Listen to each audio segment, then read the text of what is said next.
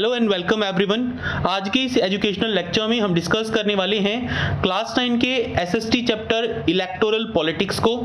ये इस चैप्टर का पार्ट 2 वीडियो है बच्चों। अगर आपने पार्ट 1 नहीं देखा है तो उसका लिंक आपको इस वीडियो के डिस्क्रिप्शन में मिल जाएगा। तो चलिए शुरू करते हैं। हमें इस वीडियो में डिस्कस करना है article 3.2 what is our system of elections. हमें हमारे देश में होने वाले इलेक्शंस किस तरीके से होते हैं, क्या प्रोसीजर होता है, कौन से रूल्स एंड रेगुलेशंस होते हैं, इन सारी चीज़ों के बारे में आज हम वीडियो में जानेंगे।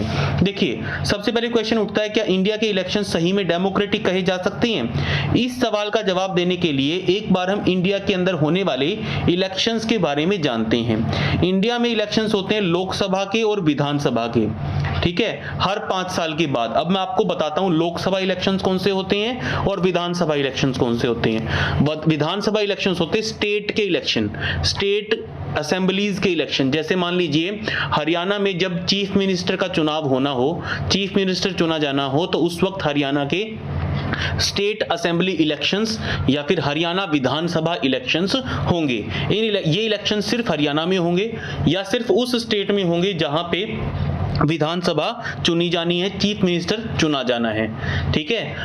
हर स्टेट की अपनी एक विधानसभा होती है और हर 5 साल के बाद इलेक्शंस होते हैं। बात करते हैं लोकसभा की। विधानसभा के जरिए जो लोग चुन के आते हैं उनको एमएलए कहा जाता है, member of legislative assembly. MLA जो होता है वो स्टेट असेंबली का हिस्सा होता है। आगे बात करते हैं लोकसभा इलेक्शंस। लोकसभा इलेक्शंस भी हर 5 साल में होते हैं। लोकसभा इलेक्शंस जो होते हैं उन इलेक्शंस के जरिए हम लोग अपना प्राइम मिनिस्टर चुनते हैं, एक तरीके से हम ऐसा कह सकते हैं। हर 5 साल में होते हैं लोकसभा इलेक्शंस के वक्त, हम अपने प्राइम मिनिस्टर को चुनते हैं। पूरे देश में इलेक्शंस होते हैं एक साथ लोकसभा के, या फिर 1-2 दिन के गैप के दौरान ये इलेक्शंस होते हैं, ठीक है। लोकसभा इलेक्शन में जो जीतता है हमारे एरिया से उसको कहा जाता है एमपी। मान लीजिए आप हरियाणा में किसी एक पर्टिकुलर जगह पे रह रहे हैं, आपने स्टेट असेंबली इलेक्शन हुआ, आपके एरिया में से जो चुना गया, स्टेट इलेक्शन में जो चुना गया उसको कहा जाएगा एमएलए, और लोकसभा इलेक्शन में जो चुना जाएगा उसको कहा जाएगा एमपी, ठीक है, मेंबर ऑफ पार्लियामेंट, ठीक है। ये 2 तरह के इलेक्शंस होते हैं। हर 5 साल के बाद जो टर्म होती है पार्टी इन पावर की, वो खत्म हो जाती है। लोकसभा और विधानसभा डिसॉल्व हो जाती है और सारी कॉन्स्टिट्यूएंसीज में, यानी सारे इलाकों में, कॉन्स्टिट्यूएंसी होती है एक प्रॉपर इलाका जहां पे चुनाव होता है, ठीक है। जैसे हरियाणा में 90 ऐसी सीट्स हैं, ठीक है। हरियाणा में 90 सीट्स के ऊपर 90 इलाकों में स्टेट असेंबली इलेक्शन होता है। ये इलेक्शन होते हैं ये या तो सेम डे होते हैं या फिर कुछ दिनों के अंदर आगे पीछे रखे जाते हैं। इसको जनरल इलेक्शन भी कहा जाता है, ठीक है। कई बार क्या होता है, सिर्फ एक कॉन्स्टिट्यूएंसी का ही इलेक्शन होता है। अगर वहां चुने गए रिप्रेजेंटेटिव की डेथ हो जाती है या फिर वो रिजाइन कर देता है या फिर वो देश छोड़ के कहीं और शिफ्ट हो जाता है, तो ऐसे केस में सिर्फ उसी जगह पे इलेक्शन होगा जहां पे चुना हुआ रिप्रेजेंटेटिव अपना पद छोड़ देता है। तो इस तरह के इलेक्शन को बाय इलेक्शन कहा जाता है। आगे बात करते हैं इलेक्टोरल कॉन्स्टिट्यूएंसीज, ये क्या होती हैं। देखिए, हमने इस लेसन की स्टार्टिंग में पढ़ा था कि हरियाणा के लोगों ने स्टेट असेंबली इलेक्शन में 90 MLAs, 90 member of legislative assemblies को चुना था, ठीक है। अब क्या हर बंदे ने, हरियाणा के हर बंदे ने 90 के 90 एमएलएस के लिए वोट किया था? नहीं, ऐसा नहीं था। सिस्टम ऑफ रिप्रेजेंटेशन क्या कहता है हमारे कंट्री में, वो देखिए। जो हरियाणा स्टेट है वो अलग अलग एरियाज में डिवाइडेड है।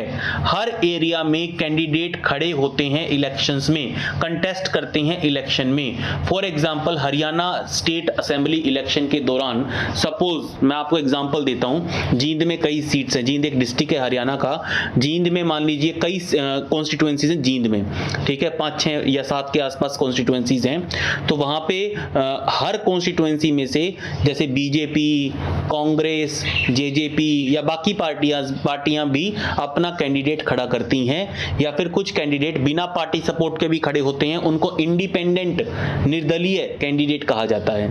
अब जींद के लोग जो होंगे वो उन सब लोगों के लिए वोट करेंगे जो उनके एरिया में खड़े हैं, ठीक है, और उस एरिया में से जिसको सबसे ज्यादा वोट मिलेंगे वो एमएलए चुन के चला जाएगा और वो स्टेट असेंबली में पार्ट बन जाएगा, स्टेट असेंबली का, हरियाणा स्टेट असेंबली का, हरियाणा विधानसभा का पार्ट बन जाएगा।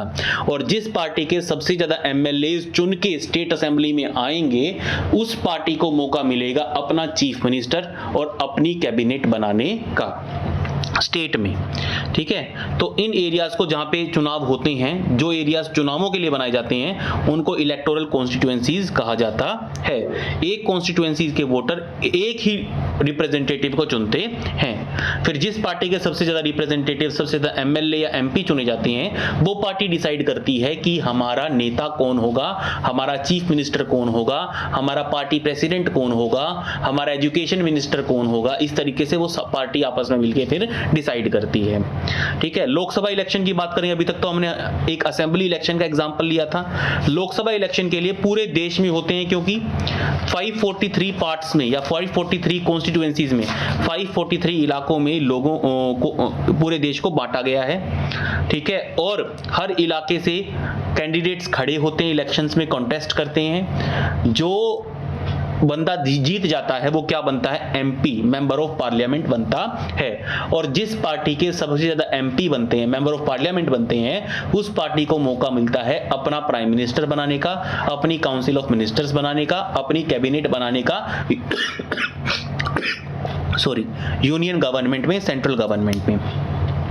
डेमोक्रेटिक इलेक्शन का सबसे बड़ा फायदा क्या है, हर एक वोट की इक्वल वैल्यू होती है, ठीक है। इसीलिए हमारी कॉन्स्टिट्यूएंसीज जब बनाई जाती हैं तो हर कॉन्स्टिट्यूएंसी में लगभग इक्वल पॉपुलेशन होती है। जैसे अगर मैं बात करूं त्रिपुरा, जो नॉर्थर्न सिस्टर्स हैं, वहां पे एक स्टेट में एक या दो ही सीट्स होती हैं, ठीक है, कॉन्स्टिट्यूएंसीज में, जबकि दिल्ली में फॉर एग्जांपल 7, 8, 9, 10 इस तरह की सीट्स होती हैं। दिल्ली में भी 2-3 ही सीट्स होती है छोटा होने की वजह से।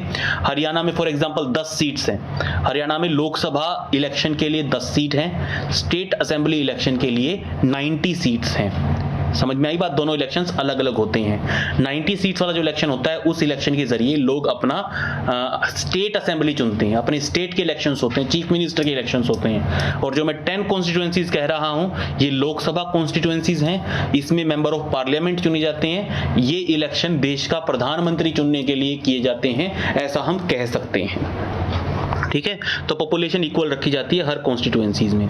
तो हर एक जो स्टेट है उसमें कॉन्स्टिट्यूएंसीज बनाई गई हैं, ठीक है। जब स्टेट का इलेक्शन होता है तो इलेक्टेड बंदे को कहा जाता है एमएलए, और जब लोकसभा का इलेक्शन होता है तो इलेक्टेड बंदे को कहा जाता है एमपी, ठीक है। स्टूडेंट्स, यहाँ पे एक मैप दिखाया गया है, एक एग्जाम्पल दिखाया गया है कॉन्स्टिट्यूएंसी का, ठीक है। यहाँ पे कर्नाटका में दिखाया गया है, ये लोकसभा कॉन्स्टिट्यूएंसी का एग्जाम्पल है, और ये स्टेट कॉन्स्टिट्यूएंसी का एग्जाम्पल है। यहाँ देखिए, जो लोकसभा कॉन्स्टिट्यूएंसीज हैं वो काफी बड़ी बड़ी हैं, और जो स्टेट कॉन्स्टिट्यूएंसीज हैं वो काफी छोटी छोटी हैं, आप देख सकते होंगे। तो दोनों अलग अलग होती हैं। आगे देखिए, हर पार्लियामेंट्री कॉन्स्टिट्यूएंसी में कई सारी असेंबली कॉन्स्टिट्यूएंसीज होती हैं। कहने का मतलब क्या होता है, देखो मैंने अभी आपको मैप के जरिए जो चीज समझाई है ना, कि लोकसभा कॉन्स्टिट्यूएंसी बड़ी होती है और स्टेट असेंबली कॉन्स्टिट्यूएंसी छोटी होती है। जैसे मैंने आपको एग्जांपल दिया, हरियाणा में लोकसभा के लिए तो 10 कॉन्स्टिट्यूएंसीज हैं, और हरियाणा की स्टेट असेंबली इलेक्शन के लिए 90 कॉन्स्टिट्यूएंसीज हैं। यानी जब स्टेट के इलेक्शन होते हैं तो इलाके छोटे होते हैं, जब लोकसभा के इलेक्शंस होते हैं तो इलाके बड़े होते हैं। इसी तरीके से पंचायत और म्युनिसिपल इलेक्शंस भी होते हैं, जिनको निकाय चुनाव या एमएलसी चुनाव भी कह दिया जाता है। इन चुनावों के दौरान, पंचायत और म्युनिसिपल इलेक्शंस के दौरान, हर गांव, हर शहर को वार्ड्स में डिवाइड कर दिया जाता है, और हर वार्ड में से एक बंदा चुन के म्युनिसिपल कॉरपोरेशन का या पंचायत का मेंबर बनता है, ठीक है। तो कई बार हम इन कॉन्स्टिट्यूएंसीज को सीट भी कह देते हैं कि इतनी सीट इस बंदे ने जीती, इतनी सीट इस पार्टी ने जीती। तो ये जो सीट वर्ड है, ये कॉन्स्टिट्यूएंसीज का एक सिनोनिम कहा जा सकता है, ठीक है। जैसे मान लीजिए मैंने कहा लोकदल ने 60 सीट जीती हरियाणा में, इसका मतलब हरियाणा के 90 कॉन्स्टिट्यूएंसीज में से 60 कॉन्स्टिट्यूएंसीज में लोकदल के लोगों ने जीत हासिल की है, लोकदल के उम्मीदवारों ने जीत हासिल की है, हम ऐसा कह सकते हैं। आगे आता है रिजर्व्ड कॉन्स्टिट्यूएंसीज क्या होती हैं। देखिए, हमारा कॉन्स्टिट्यूशन हर सिटीजन को अधिकार देता है अपना रिप्रेजेंटेटिव चुनने का, और इसके अलावा वो अधिकार देता है कि वो खुद भी इलेक्शन कंटेस्ट कर सकता है, खुद भी इलेक्शंस में खड़ा होके दूसरों का रिप्रेजेंटेशन कर सकता है।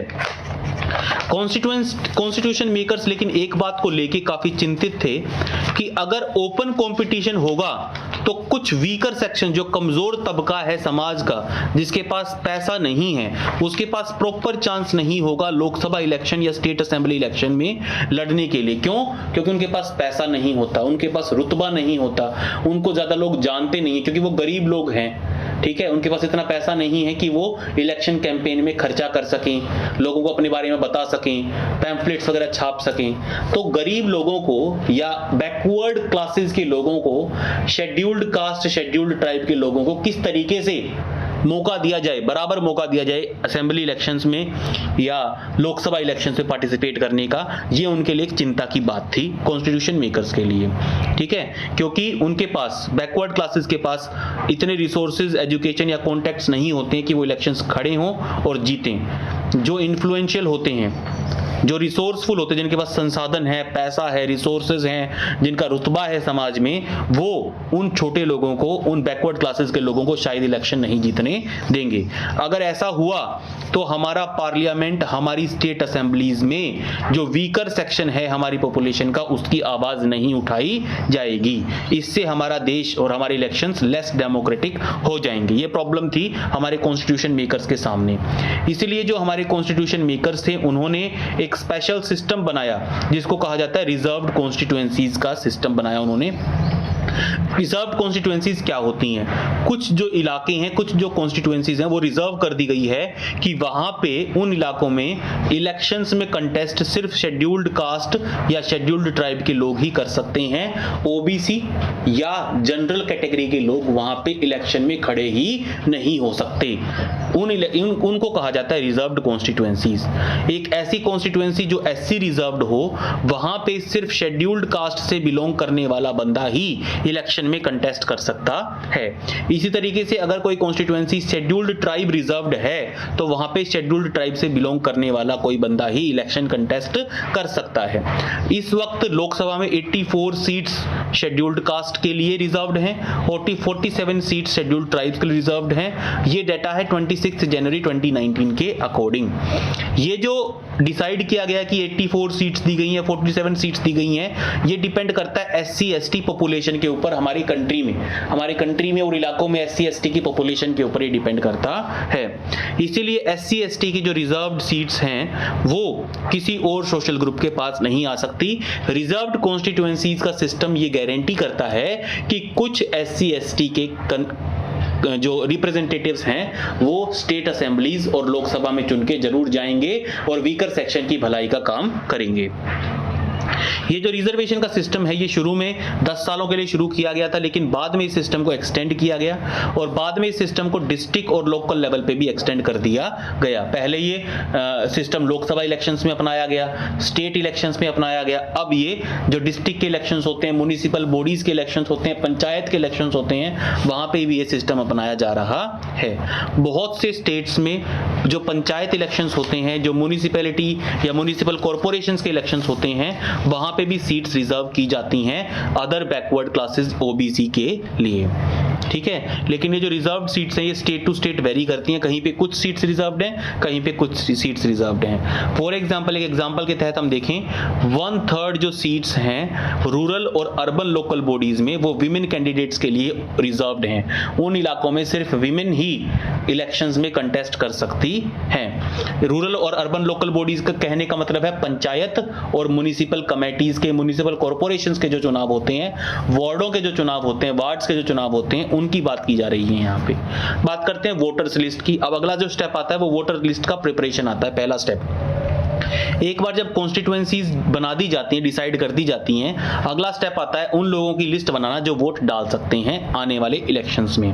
ठीक है, ये काम लास्ट डे के लिए नहीं छोड़ा जा सकता। एक डेमोक्रेटिक इलेक्शन में वोटर्स की लिस्ट जो होती है वो इलेक्शन से बहुत पहले बना के हर किसी को दे दी जाती है।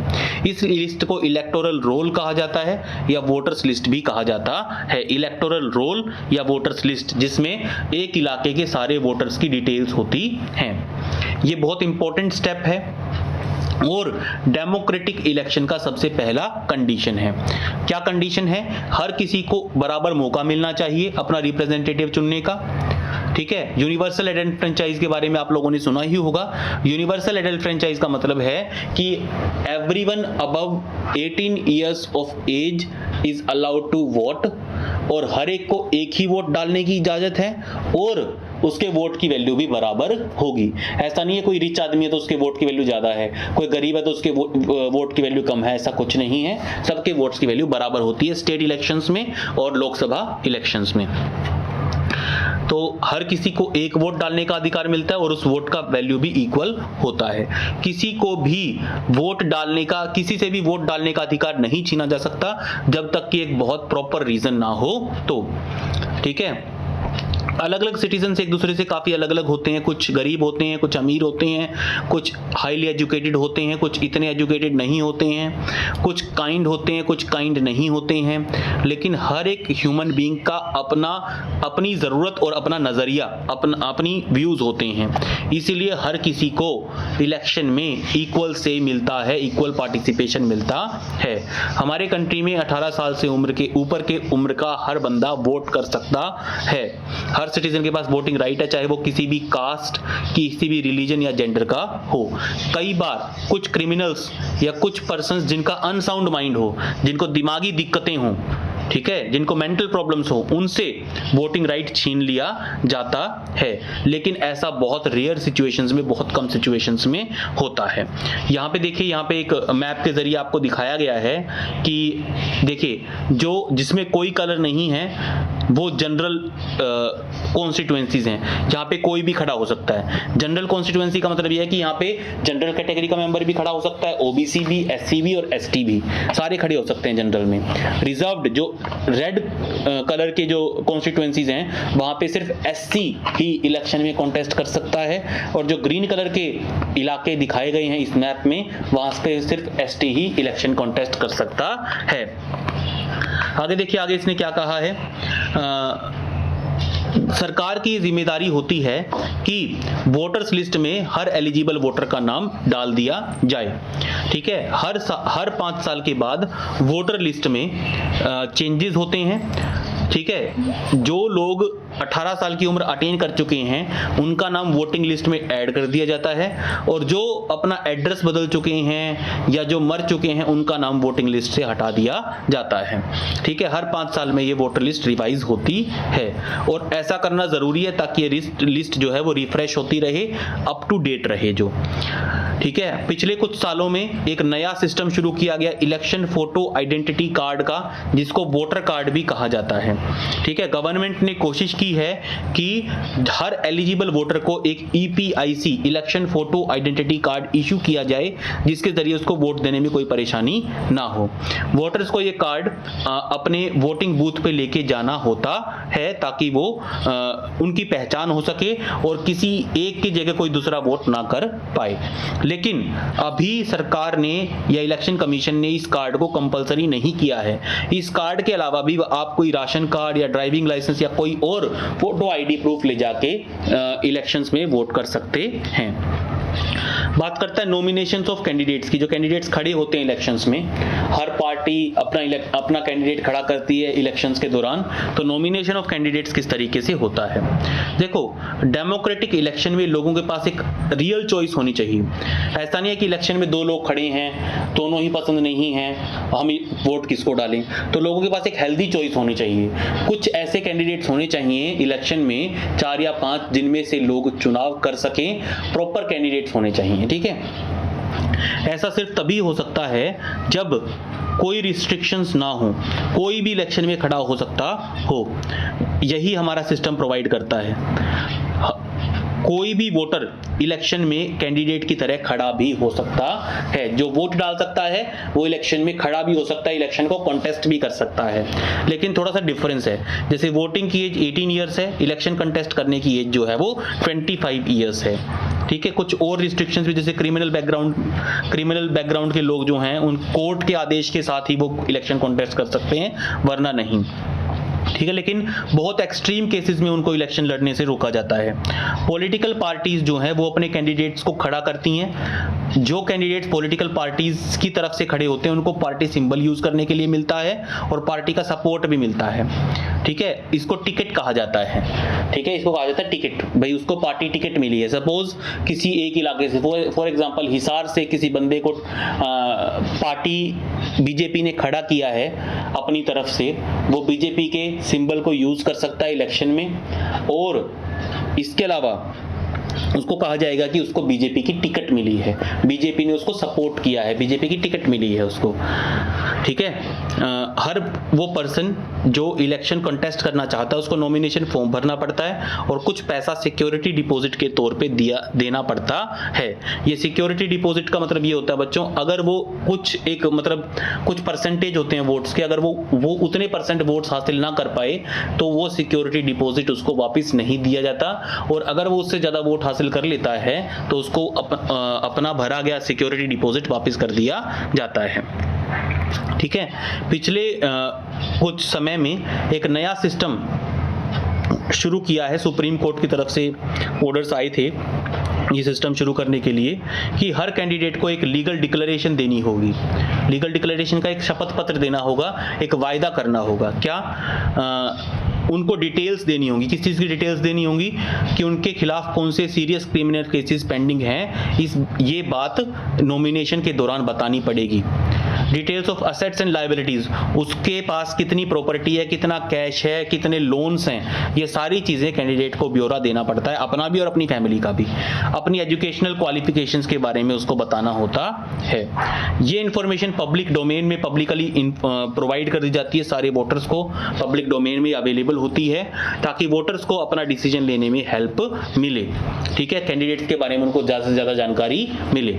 आगे आता है एजुकेशनल क्वालिफिकेशन के बारे में। देखिए बहुत से लोग ये कहते हैं कि हमारे देश में आईएएस आईपीएस बनने के लिए तो क्वालिफिकेशंस हैं, पीएन बनने के लिए तो क्वालिफिकेशंस हैं, लेकिन नेता बनने के लिए, देश का प्राइम मिनिस्टर बनने के लिए कोई क्वालिफिकेशन नहीं है। जब कोई स्टेट में या सेंटर में या कहीं भी किसी सरकारी पद पे पीएन की चपरासी की वैकेंसी निकलती है तो वहां भी 8th या 10th क्लास तक पास करना जरूरी होता है। लेकिन देश का प्राइम मिनिस्टर बनने के लिए अनएजुकेटेड भी देश का प्राइम मिनिस्टर बन सकता है। तो कुछ लोग इसकी खिलाफत करते हैं, लेकिन कुछ चीजें जैसे यहाँ पे कुछ पॉइंट्स दिए गए हैं कि educational qualifications should not be made mandatory for contesting elections.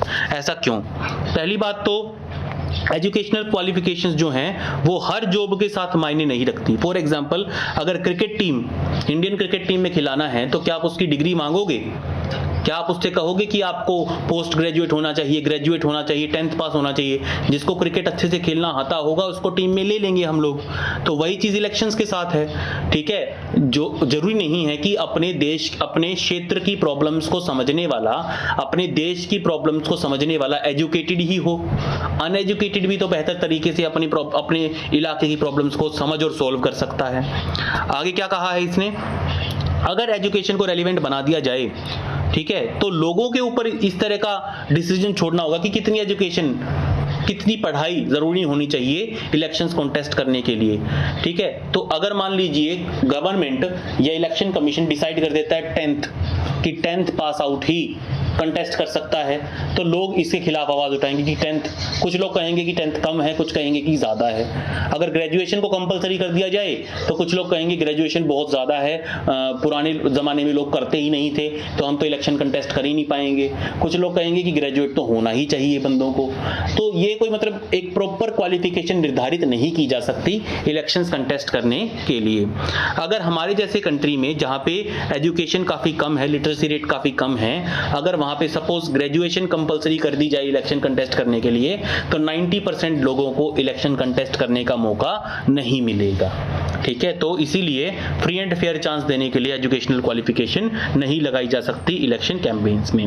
यहाँ पे इलेक्टोरल रोल बताया गया है, वोटर्स लिस्ट होती है इलेक्टोरल रोल मिजोरम का। पहले तो सारी डिटेल्स दी गई हैं कॉन्स्टिट्यूएंसी की, इलेक्शंस की, और फिर यहाँ से शुरू होता है वोटर्स का ब्यौरा, वोटर्स की फोटो, नाम, फादर्स नेम, एड्रेस, एज, ठीक है, सेक्स, ये सारी चीजें एक काफी लंबी लिस्ट होती है उस जगह की।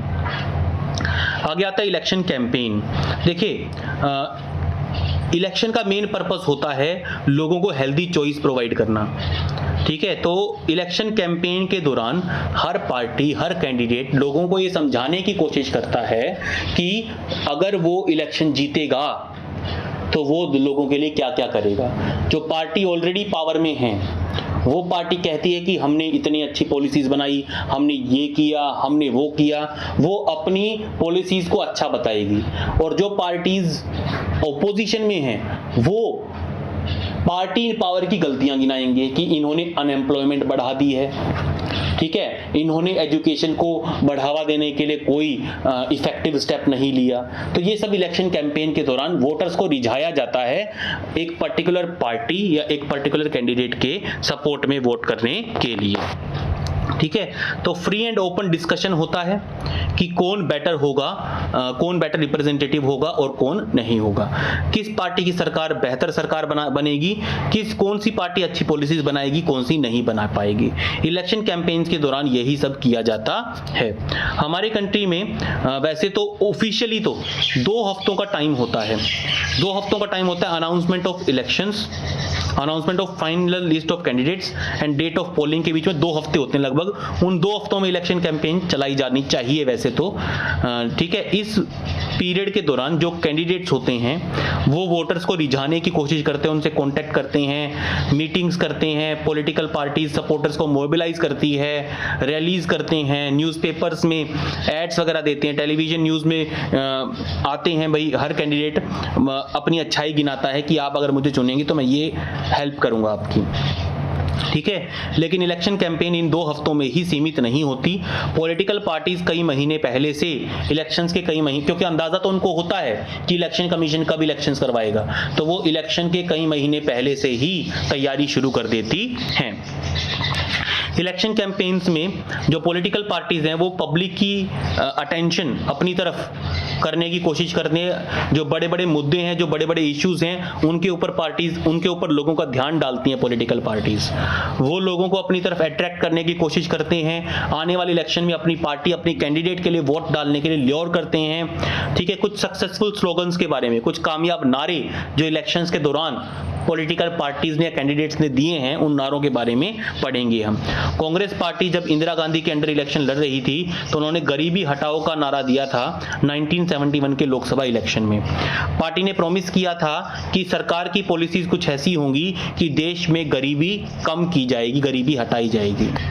सेव डेमोक्रेसी, डेमोक्रेसी को बचाओ, ये जनता पार्टी का नारा था जब वो जयप्रकाश नारायण की लीडरशिप में 1977 में लोकसभा इलेक्शन कंटेस्ट कर रही थी। ये 1977 के इलेक्शन काफी इंपॉर्टेंट थे क्योंकि इस इलेक्शन से पहले इंदिरा गांधी जी ने इमरजेंसी डिक्लेयर की थी 2 साल के लिए देश में, और काफी गलत काम हुए थे उस इमरजेंसी के दौरान, ऐसा कहा जाता है। तो जनता पार्टी ने प्रॉमिस किया था कि जितने भी गलत चीजें कमिट की हैं इंदिरा गांधी की सरकार ने इमरजेंसी के दौरान, उन सबको हटाया जाएगा और सिविल लिबर्टीज, लोगों के अधिकार को वापस उनको दिया जाएगा। जो सब कुछ भी गलत किया है इंदिरा सरकार ने इमरजेंसी के दौरान वो सब ठीक किया जाएगा। लेफ्ट फ्रंट ने नारा दिया था लैंड टू द टिलर का वेस्ट बंगाल असेंबली इलेक्शंस में 1977 में, ठीक है। कई किसानों को अपनी जमीन मिलनी चाहिए, किसानों को अपना हक मिलना चाहिए। Protect the self respect of Telugus, ये नारा दिया था एन.टी. रामाराव ने, जो तेलुगु देशम पार्टी के अध्यक्ष थे आंध्र प्रदेश में 1983 इलेक्शंस में, कि तेलुगुज की सेल्फ रिस्पेक्ट को, तेलुगुज अपनी जो है आदर को बचाएं, अपने सेल्फ रिस्पेक्ट को बचाएं, ये नारा दिया था उन्होंने। तो एक डेमोक्रेसी में पॉलिटिकल पार्टीज और कैंडिडेट्स को फ्री छोड़ देना चाहिए कि वो अपनी इलेक्शन कैंपेन किसी भी तरीके से करें, लेकिन उनके ऊपर कुछ रेगुलेशंस भी होनी चाहिए, उनके कुछ, ताकि हर एक को फ्री एंड इक्वल चांस मिले जीतने का और हारने का भी।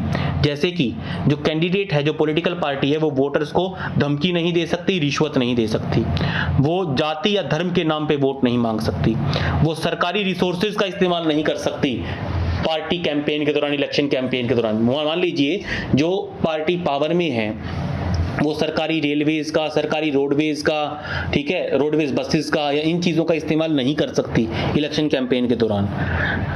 लोकसभा इलेक्शन के दौरान एक कैंडिडेट 25 लाख से ज़्यादा खर्चा नहीं कर सकता, और स्टेट असेंबली इलेक्शन में 10 लाख से ज़्यादा खर्चा नहीं कर सकता एक कैंडिडेट, ठीक है। ये भी बार लगाया गया है। ठीक है, अगर कोई कैंडिडेट या कोई पार्टी ऊपर दी गई चीज़ों को फॉलो नहीं करती है तो देश के जो कोर्ट हैं वो चुने जाने के बाद भी उस इलेक्शन को अनकॉन्स्टिट्यूशनल डिक्लेयर करके उस बंदे को अपने पद से हटा सकता है। ठीक है, इन कानूनों के अलावा हर पॉलिटिकल पार्टीज के लिए एक मॉडल कोड ऑफ कंडक्ट बनाया गया, बहुत इंपॉर्टेंट है ये एग्जाम पॉइंट ऑफ व्यू से भी। एक मॉडल कोड ऑफ कंडक्ट बनाया गया है जो इलेक्शन कैंपेन के दौरान हर पार्टी को फॉलो करना होता है। इलेक्शन कमीशन ने कुछ रूल्स डिसाइड किए हैं, इलेक्शन कैंपेन्स के दौरान हर पार्टी को, हर कैंडिडेट्स को ये रूल्स मानने पड़ते हैं और इन्हीं रूल्स को मॉडल कोड ऑफ कंडक्ट कहा जाता है। जैसे कि किसी भी पूजा की जगह को इलेक्शन कैंपेन के लिए यूज नहीं किया जाएगा। ठीक है, कभी भी गवर्नमेंट व्हीकल्स, गवर्नमेंट एयरक्राफ्ट या गवर्नमेंट सरकारी कर्मचारियों का काम नहीं लिया जाएगा इलेक्शंस के दौरान, इलेक्शन कैंपेन के दौरान। एक बार जब इलेक्शन अनाउंस हो जाते हैं तो मिनिस्टर्स कोई भी नया प्रोजेक्ट शुरू नहीं कर सकते, बड़े पॉलिसी डिसीजंस नहीं से ले सकते और पब्लिक फैसिलिटीज का कोई भी बड़ा काम शुरू नहीं करवा सकते, बड़ा प्रॉमिस नहीं कर सकते। इस सिस्टम को कहा जाता है कि आचार संहिता लग चुकी है। इलेक्शन होने से कुछ दिन पहले इलेक्शन कमीशन आचार संहिता लगा देता है। जब आचार संहिता लग जाती है तो जो पार्टी पावर में होती है वो किसी नए ब्रिज का उद्घाटन नहीं कर सकती, कोई बड़ा प्रोजेक्ट शुरू नहीं कर सकती, कोई बड़ा प्रोजेक्ट अनाउंस नहीं कर सकती, कोई बड़ी सरकारी नौकरी नहीं निकाल सकती। ठीक है, ये सब आचार संहिता के दौरान नहीं कर सकती कोई भी पॉलिटिकल पार्टी जो कि पावर में हो। आगे आता है polling and counting of votes. मतलब पोलिंग का मतलब वोट डाले जाना, काउंटिंग का मतलब वोटों की गिनती होना। जो फाइनल स्टेज होती है इलेक्शंस की वो है वोटर्स अपना वोट डालते हैं, अपना वोट पोल करते हैं या डालते हैं या कास्ट करते हैं, एक ही बात है। इस दिन को इलेक्शन डे कहा जाता है। हर एक बंदा जिसका नाम वोटर्स लिस्ट पे है वो अपने पास के पोलिंग बूथ में जाके, जो अक्सर किसी लोकल स्कूल या सरकारी ऑफिस में होता है, वहां जाके अपना वोट डाल सकता है।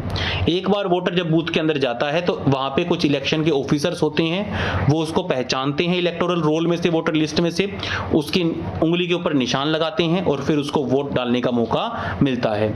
जो कैंडिडेट्स इलेक्शन में खड़े हैं उनके एजेंट्स पोलिंग बूथ में आके बैठ सकते हैं और वो ये इंश्योर कर सकते हैं कि इलेक्शन सही तरीके से हो रहा है।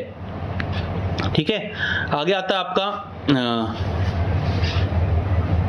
पहले इलेक्शन होता था बैलेट पेपर के जरिए। बैलेट पेपर में क्या होता था, वोटर्स को एक पेपर मिलता था, उसमें पार्टी के सिंबल्स बने होते थे। ठीक है, और जो वोटर होता था वो स्टैंप करता था, ठप्पा लगाता था उस पार्टी के सिंबल के ऊपर जिसको वो वोट डालना चाहता है। फिर उस पेज को वो फोल्ड करके या बिना फोल्ड किए ही एक बक्से में डाल देता था जिसको बैलेट बॉक्स कहा जाता था। लेकिन आजकल इस सिस्टम को रिप्लेस करके ईवीएम का, इलेक्ट्रॉनिक वोटिंग मशीन का यूज किया जाने लगा है। इलेक्ट्रॉनिक वोटिंग मशीन में जो मशीन होती है, एक मशीन होती है जिसमें कैंडिडेट्स का नाम लिखा होता है, पार्टी के सिंबल्स बने होते हैं। ठीक है, इंडिपेंडेंट कैंडिडेट्स को भी उनके सिंबल्स अलॉट कर दिए जाते हैं इलेक्शन कमीशन के द्वारा। फिर वोटर जो बटन प्रेस करता है, पार्टी का सिंबल बना होगा, उसके सामने बटन बना होगा, हर सिंबल के सामने एक बटन बना होगा। तो जिस सिंबल के ऊपर जिस कैंडिडेट को वोटर वोट डालना चाहता है उसके सामने वाला बटन प्रेस कर देगा तो उसका वोट कास्ट हो जाएगा। एक बार जब पोलिंग खत्म हो जाती है तो सारी ईवीएम्स को सील करके एक सुरक्षित जगह पे ले जाया जाता है।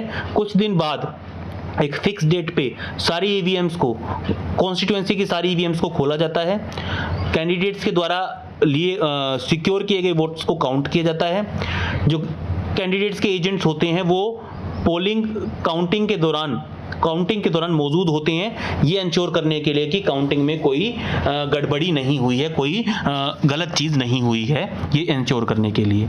जिस कैंडिडेट को सबसे ज़्यादा वोट मिलते हैं कॉन्स्टिट्यूएंसी में उसको विनर डिक्लेयर कर दिया जाता है। किसी भी जनरल इलेक्शन में अक्सर जो वोट की काउंटिंग होती है वो सारी कॉन्स्टिट्यूएंसीज में एक ही साथ होती है, एक ही दिन होती है और टेलीविजन चैनल्स पे, रेडियो पे, न्यूज़पेपर में इस इवेंट को दिखाया जाता है कि किस इलाके में कौन आगे चल रहा है, किस इलाके में कौन पीछे चल रहा है, किस इलाके में इलेक्शन रिजल्ट डिक्लेयर हो गया है और विनिंग कैंडिडेट का नाम सामने आ चुका है। ये न्यूज़पेपर में टेलीविजन चैनल पे चलाया जाता है। गिनती होने के कुछ घंटों के बाद ही रिजल्ट डिक्लेयर कर दिए जाते हैं और ये क्लियर हो जाता है कि आने वाले समय में किस पार्टी की सरकार बनेगी। तो स्टूडेंट्स, इस पार्ट में इतना ही। आगे हम कंटिन्यू करेंगे पार्ट 3 वीडियो में। उसका लिंक आपको इस वीडियो के डिस्क्रिप्शन में मिल जाएगा। अगर आप इस चैनल पे नए हैं, अभी तक आपने सब्सक्राइब नहीं किया है, तो सब्सक्राइब करें ब्रिजबाला एजुकेशन यूट्यूब चैनल को, दबा दें नोटिफिकेशन बेल आइकन को, ताकि जैसे ही हम कोई नया वीडियो पोस्ट करें सबसे पहले नोटिफिकेशन पहुंचे आपके डिवाइस तक। जाने से पहले वीडियो को लाइक करना मत भूलिएगा, अपने फ्रेंड्स के साथ शेयर करना मत भूलिएगा, कमेंट सेक्शन में अपनी राय देना मत भूलिएगा। Thank you for being with us, thank you for supporting us.